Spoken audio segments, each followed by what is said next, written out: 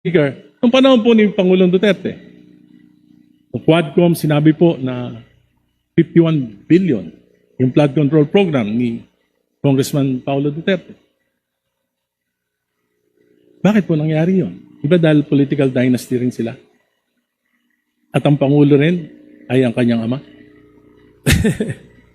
Yan po, sinabi ng Quadcom. Paalala, ang programang inyong mapapanood ay naglalaman ng mga balita, opinyon at impormasyon na may layuning magbigay kaalaman. Ang ilang pahayag ay maaaring hindi sumasalamin sa paninindigan ng lahat. Hinihikayat ang bawat manonood na maging mapanuri at bukas ang isipan, manood, makinig at mag-isip. Ito ang Pinoy Trendline TV. Speaker, nung panahon po ni Pangulong Duterte, sa Quadcom sinabi po na 51 billion yung flood control program ni Congressman Paulo Duterte. Bakit po nangyari yun? Iba dahil political dynasty rin sila? At ang Pangulo rin ay ang kanyang ama? Yan po, sinabi ng Quadcom. Mr. Speaker, Tama po ba? Mr. Speaker, What is true to Duterte is not true to the Marcoses? They are both political dynasties. Mr. Speaker, there are issues, Mr. Speaker, that do not necessarily share by one family, especially if this is about political issues, etc. That's why you have many families running against each other. Because it does not necessarily mean that one family share the same political ideology or advocacy or opinion. But let me frame it to a more actual occurrences in the past, Mr. Speaker. And what the gentleman is referring to, the 2025 budget, Mr. Speaker. It went through, the whole country was watching, Mr. Speaker, during the deliberation. It went through the committee hearings. It passed through the House of Senate. Senate is also parallel doing their own version. And mind you, Mr. Speaker, the 2025 version of the House of the budget was not the 100% reflective of the House version the one that we adopted in 2025. Mind you, Mr. Speaker, what we adopted in the House of Representatives has the education sector has the highest number of budget amount, the GAAB House version. When it went to the BICAM, it was changed, Mr. Speaker. So where was the participation of the President vis-a-vis the House at the time, former Speaker Martin Romualdez? There was none. If you ask me, There was. there was none, Mr. Speaker. There Number was. two, The House ratified allow me to, Mr. the BICAM report. The Mr. Speaker, House again, ratified. I would pretend that the good gentleman from Caloocan is observing the proper decorum because I am under fasting, Mr. Speaker. I would humbly request him, for the sake of our shared Abrahamic faith, to please avoid shouting. Sorry. Because I can hear you. I can hear you quite clearly, Mr. Speaker. Mr. Sponsor, may Thank I just you. respond to you? Yeah, I will. Yes. Allow me first. I am not angry. Allow me This is first just to my continue. natural voice. And I'm very passionate about this because I've been fighting political dynasties for 40 years. So, pagbigyan nyo na ako, dahil hindi naman ho ako galit, itong akin ho ay passion for this particular proposal dahil 40 taon na po ako, 4 political dynasties yung nilabanan ko, buti pa nga buhay pa ako, at napahirapan talaga ako ng gusto at alam ko yung frame of mind ng karaniwang mga political dynasties. So, yung pong boses ko, hindi po ibig sabihin galit ako, ito po ay passion. Salamat po. Maraming salamat po. Thank you for that explanation. I agree, Mr. Speaker, that the good gentleman from Caloocan is very, very passionate. And the district of Caloocan is very, very fortunate to have the likes of Congressman Irisi as the representative, Your Honor. That's why I said, isa po siya sa nire-respeto ko po. I'm not saying this because he's standing across me. He really is earned my respect. Again, to respond to the question, number one, wala pong nakikita tayo doon na participation In fact, the President vetoed a portion of the 2025 DAA, Mr. Speaker. So that would again conclude the response of this representation. And if I may request, Mr. Speaker, the good gentleman, to go back to the main topic, which is the anti-political dynasty. And if possible, we can segue with the 2025 budget, but we cannot. I would suggest that we don't dwell our time in the debate and argument on the 2025 budget, which has already been the subject of many things, Mr. Speaker, Your Honor. Mr. Speaker, I'm just trying to point out that political dynasties breeds corruption. And during the time of Speaker Romualdez and President Marcos, dito po nangyari yung pinakamalaking pagnanakaw sa kaban ng bayan. And we cannot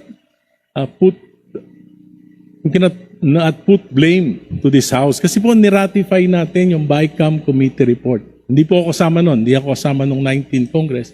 Niraratify po yan. At yan po nangyari, 800 billion diversions and amendments noong 2023. 2024 po, 700 billion. At 2025, 300 billion plus. Hindi po yan nangyari kung naniniwala ako kung wala pong monopoly of power. Kasi po dito lang sa bansa natin, nangyari na wala po akong alam na bansa na ang presidente, yung kanyang pinsang buo ay speaker at yung kanyang anak ay majority leader. Kaya po, sa tingin ko, isa ito sa dahilan kung bakit nagkakaroon po ng problema sa check and balance. Anyway, Mr. Speaker, may I respond? Okay. Thank you, Mr. Speaker. Again, that is the opinion, Mr. Speaker, of the gentleman from Caloocan. It does not make it as a fact. All of us are entitled to have our own opinions, and that is his opinion. My opinions differ from that of the gentleman from Caloocan. And let me just quote, Mr. Speaker, because I was reminded by one of the participants in Carmona, Mr. Speaker. The one that is actually against anti-political dynasty. According to him, Mr. Speaker, and I quote, "Those who wish to steal will steal. It does not follow that people are related. If they want to steal, they will steal." That's a very logical and practical and pragmatic way of understanding things. No? Hindi naman nangungulugan na magkakamag-anak ay lahat niyan sila magnanakaw. Kasi kung magnanakaw ang isang tao, hindi kinakailangan maging anak ng hari palag magnakaw. Kung ayaw magnakaw ng tao, maski hari yan, hindi yan magnanakaw. And I'm sorry to Congressman Benny Abante, let me quote a passage in the Bible, the story of King Solomon. I mean, he's a king. He governs all the sort of any kingdoms, but he did not steal anything. And the witness of that is the Bible. I'm citing to you this, Mr. Speaker, because each of us would have his or her opinion, and this opinion cannot be treated as a fact. So that is the opinion of the good gentleman from Caloocan, which I respect. And I think that his opinion is wrong. And that is my opinion, Mr. Speaker, Your Honor. Totoo po yun na kung ang isang tao ay ayaw magnakaw, hindi magnanakaw. Pero kung ang tao ay gusto magnakaw, magnanakaw siya. Pero mas madaling magnakaw kung yung tatay mo ay yung nakabantay sa kaban ng bayan at yung tsuhin ay siya namang may hawak ng susi. Anyway, I'll go to the next item. Equal access. Ang parehong probisyon ng konstitusyon ay nagsasabi rin na dapat garantihan ang pantay na pagkakataon ng mga mamamayan na kapagsilbi sa pamahalaan. Ngayon po, kung governor, vice governor, magpinsan, mayor, kapatid, tatay, congressman, kapatid, congressman, yung lolo, senador, saan pa po papasok yung mga leader kabataan, mga profesional, mga reform advocate, yung mga magagaling na mamamayan na gusto rin maglingkod pero parang wala nang mapasukang pwesto, baka yun na lang mga konsekonsyal. At mahirap ang manalo dahil karamihan po dito ay dominado na ng, kung hindi na po political parties ngayon, sana kung political, liberal, nationalista, PDP, hindi na po. Ngayon po, meron na rin mga local political parties controlled by political dynasties. Saan po papasok itong mga to? Mr. Speaker, in the 1935 Constitution, Mr. Speaker, we only have two party systems, the Nacionalista and the Liberal Party. In the 1987 Constitution, we made it into multi-party system precisely because should be coincide with the provision in the Constitution to allow everyone for equal access to opportunities, including public service through electoral processes. Mr. Speaker, there's no preclusion. There's no prohibition for anybody to run. No? Lahat naman po pwede. Yung magagaling from the other sectors, kung halimbawa sabihin natin na overcrowded ng politika, halimbawa ng family, yung mga posisyon, paano naman yung ibang political families o ibang kandidato, saan sila pupwesto? Pupwesto naman po, pwede naman po sila kasi ang halalan, kung nasa sa tamang taon ka, edad, wala ka namang kaso, hindi ka naman madideclare nuisance, at meron ka namang partido na nire-representa at nininominate ka ng partido mo, pwede ka naman tumakbo. Wala naman nagsasabing bawal eh. Kaya nga po, ang aking kasagutan sa aking kaibigan at mukhang tutulungan po niya ako dito, kailangan natin i-pair itong anti-political dynasty. Balikan po natin yung campaign finance. Kasi isa po yan sa mga issue na kailangan natin tingnan para ma-level yung playing field, yung gustong tumakbo, magkaroon ng better chance. Kasi naniniwala man po talaga ako kay Congressman Irice. Meron talagang mga qualified na candidate na because they don't have that resources, ay wala silang pagkakataon na manalo. So baka pwede natin balikan yung mga electoral reform measures tulad po ng campaign finance, strengthening political system, Mr. Speaker, Your Honor. Tama po yun sapagkat, Mr. Speaker, kapag ka nagpapalit-palitan yung isang pamilya sa dekada-dekadang mga eleksyon, talagang mahihirapan dahil sa name recall pa lang, talo ka na. Di ba? Pangalawa, yung financial resources, nagagamit yung pondo ng bayan, AKAP, AIX, TUPAD, di ba? Ganun. At mga proyekto. At ito po ay nagpapalakas ng kasi po yung mga political dynasties, ang aking pananaw, para manatili sila sa kapangyarihan, gagawin nila ang lahat eh. Kaya mapasok na po dyan yung corruption, patronage, politics, at ang hindi na po yung kaunlaran ng bayan kung minsan yung naasikaso, kundi yung political dependency ng mga mamamayan para hindi sila matanggal sa pwesto, manatili sila sa pwesto. Kaya nga, pagkatagal-tagal na nila sa pwesto. At makikita nyo, yung pinakamahihirap na bayan sa ating bansa ay pinamumunuan, pinagaharian ng mga political families.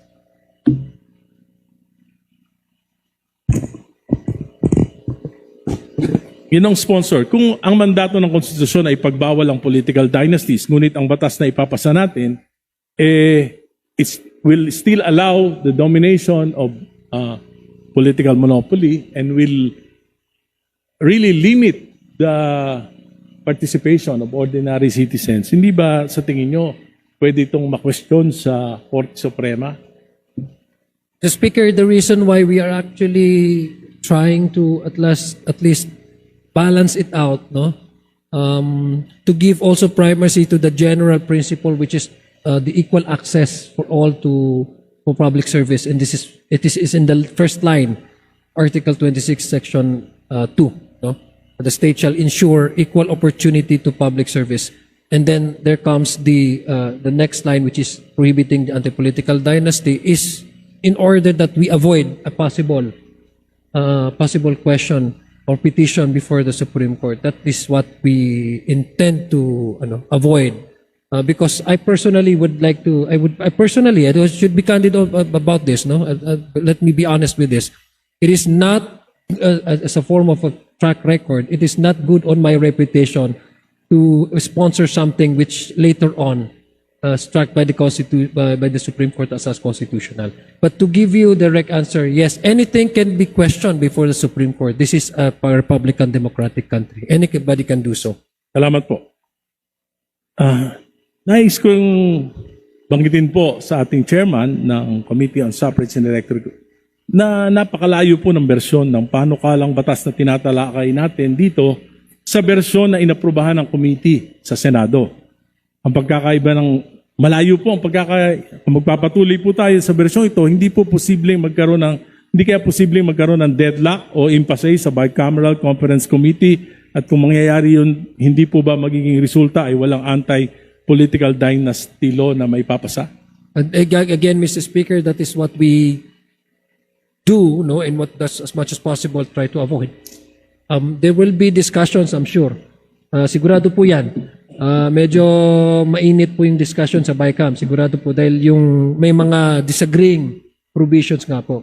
Kaya nga po magkakaroon, I think, ng mas masusing, ang narinig ko nga po kay Senate President, gusto niya live stream ng BICAM. Tayo naman po bilang chairman ay wala naman po problema kung ila-live stream ito para maging transparent po ating proseso. So inaiwasan po natin yan.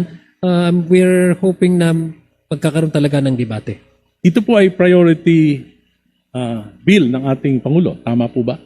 Yes po, isa po ito sa na-considera na LEDAC priority, Your Honor, Mr. Speaker. So ito po ay napag-usapan sa LEDAC. Napag-usapan po ito sa LEDAC, I'm sure. Because, ano po napagkasunduan? Kasi po, nandun po ang ating Pangulo na siya po nag-prioritize na ito at pinangako niya ito sa kanyang mga pahayag sa mga mamamayan. Nandun din po ang miyembro ng mababang kapulungan, nandun din yung miyembro ng Senado. Wala po bang napagkasunduan kung anong uri? Dahil alam ko po, alam ng ating Pangulo yung ibig sabihin ng anti-political dynasty. Hindi po ba ito na pag-usapan man lang? Dahil alam ko po, para mas madali ang mga batas, kaya nga tayo nagbubuo ng LEDAC para mapapag-usapan na, para sa ganun ay hindi na masyadong malayo yung mga magiging bersyon ng bawat batas sa bawat kapulungan. Hindi ba ito napag-usapan? Naiintindihan ko po yung practicality na sinasabi po ni Congressman na aking kaibigan na galang-galang na Irise. Ngunit ang Pangulo po, totoo po yung kanyang sinasabi through his spokesperson, si Yusek Castro, na ginagalang po ng Pangulo yung proseso at independensa ng mababa at ng kapulungan at ng Senado. Sinasabi po niya kinakailangan magkaroon na ng legal definition ang anti-political dynasty. Ngunit kung paano po itong proseso na ito, paano po mag-arrive into different versions ang Kongreso, ang House of Representatives, ang Senado, ay kanya po itong nirerespeto sa pamamagitan ng hindi pag-intervene kung ano po yung magiging paksa o bersyon itong dalawang kapulungan na ito. Dahil meron naman po talaga tayong mekanismo, ito po yung BICAM. Pero naninanais ko po sabihin kay Congressman Irise, ang very strict po na natatanggap natin na galing sa Pangulo at very much open naman po ang kanyang opisina na kinakailangan may anti-political dynasty at magkaroon na ng definisyon para mabuhay ang konstitusyon pagdating sa paglilimita ng monopolya ng bawat pamilya sa bawat distrito o bawat locality sa ating bansa. Sir Speaker, Mr. Sponsor, the version coming from this House is authored by the son of the President. That is correct, Mr. Speaker. And he did not consult the President on what is on the President's mind in prioritizing this particular bill. I cannot speak for the majority leader, neither would I know the family dynamics. But the majority what they leader discuss is the on table author. on dinner table. But my association with the majority leader is me being the chairman of the electoral reform, and he as our majority leader. We don't discuss about family matters or what discussions they discuss it over on the table with the president. So I would not know, Mr. Speaker. Di po ba ang purpose ng LEDAC ay para magkaroon ng isang direksyon ang gobyerno? May isang polisiya ba o magkakaibang interes ang umiiral? the purpose of LEDAC, Mr. Speaker, is for the national government to identify priority legislations that might be needed to attain the objective of a certain administration. In this case, the Marcos administration felt that we need to give life to the 40 years na nakastagnant na anti-political dynasty as far as this proposal is concerned. Mr. Speaker, so you are saying that the only objective of the President is to provide a definition and not political reforms? That is to make it more simple, but the impact of this proposal, Mr. Speaker, is to change altogether the political landscape. As stated earlier, Mr. Speaker, I have given you actual numbers on the direct impact of the anti-political dynasty on the municipal, city, government, and national level, Mr. Speaker. Hindi po Your Honor. magkakaroon ng direct impact yung mga sinabi niyo pong numero, lilipat lang po ng posisyon. That we cannot do because Yes, lilipat lang po. I am here as a sponsor, not as a clairvoyance. I cannot predict what will happen to those who will be displaced by this anti-political dynasty measure. Mr. Speaker, allow me to go further. Because this is no longer just about legislative inconsistency. This is about sincerity. If this House passes a bill that effectively protects political dynasties, then what message that sends? It sends a message that the President's commitment to political reform ay hindi totoo. That his promise to prevent repetition of trillion peso corruption, particularly in sectors like flood control, ay hindi seryoso. That instead of real reforms, what we are seeing is appeasement, delay, at pagpapalipas ng galit ng taong bayan. Marami na po nagrarally against anti-political dynasty. Let us not deceive ourselves. When you file a weak law, when you pass a diluted version, when you allow contradiction between the House and the Senate, you are not solving the problem. You are buying time until people get tired, people forget, and accountability disappears. And that is the danger. Because corruption thrives not only in secrecy, but in delay, distraction, and deception. Mr. Speaker, ulitin ko po. Bilang pagwawakas, ulitin ko lang po, mabuti. Kung may papasa natin yung batas na ito, ay kung ako po ay tatakbong governor at nanalo, makakaupo ako. Sana manalo ka. Kung manalo po. Okay? Hypothetical question. Kung ako po ay tumakbong governor, nanalo ako, makakaupo ako. Tama po? Pwede? Yes, kung manalo po kayo. Kung yung anak ko ay tumakbo na congressman sa 1st District at nanalo po, makakaupo din po? Yes po, kung manalo. Pwede po? Kung manalo po. Dalawa na kami. Yung isa ko pong anak, dalawa lang po yung anak ko. Tumakbo naman sa District 2 ng Caloocan at nanalo. Makakaupo din po. Kung manalo po siya. Manalo po. Kung manalo po tatlo siya. na kami. Yung asawa ko po na hindi nakikialam sa politika dahil sa batas na may papasahan na ito, nagka-interest na. Biglang tumakbo na senador. Pwede pa rin manalo at makaupo yung asawa. Naku, ang laki ng gastos nyo. Manong Geres, di bali po. Manong Egay, ha? Pero pwede po. Kung manalo po siya. Yung pamangking ko po at tumakbo ng vice mayor ng Caloocan, nanalo. Pwede pa rin po makaupo. Kung manalo po siya, and I hope that is not your plan, ha? Hindi nga po. Medyo malaki yung gagastos. Na-encourage po ako sa batas nyo eh.